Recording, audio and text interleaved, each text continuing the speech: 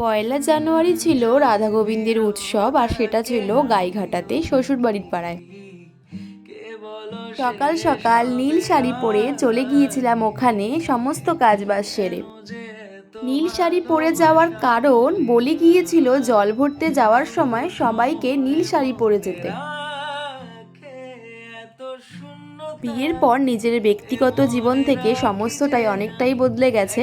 আগে যে কাজগুলো করতে পারতাম না সেগুলো এখন মন থেকে করতে ভালো লাগে। আগে যে জিনিসগুলোতে অংশগ্রহণ করতে পারতাম না বা মন চাইতো না, সেখানে মন এখন টানে। সংসার ব্যাপারটা না আমার বড্ড ভালো লাগে বিয়ের আগে থেকেই। অনেকে বলতো সংসার করতে করতে বুঝতে পারবি সংসারের মর্মটা কি জিনিস, কিন্তু আমার সেরকম একটা খারাপ অনুভূতি এখনো পর্যন্ত মনে হয়নি। সংসার করতে ভীষণ ভালোবাসি। জল ভরেই চলে এসেছিলাম একটা স্বাদের অনুষ্ঠানে, সেখানে খাওয়া দাওয়া করে চলে গিয়েছিলাম আবার মাঠের দিকে সারদা মায়ের অনুষ্ঠানে। একদিনে কতগুলো অনুষ্ঠান পড়েছিল সেই দিন। সন্ধ্যার দিকে ফ্রেশ হয়ে চলে গিয়েছিলাম গোলাপ জামুনকে মন্দিরে দিতে। গোলাপ জামুন বাড়িতে আসার পর এটাই ছিল ওর যাওয়া প্রথম কোনো অনুষ্ঠান।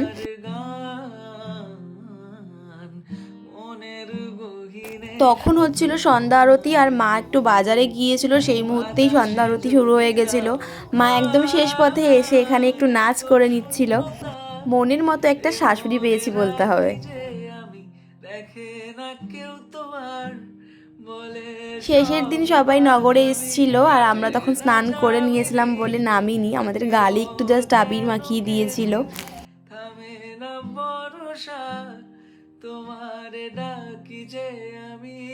এই তো ছিল আজকে শর্টস। বাই।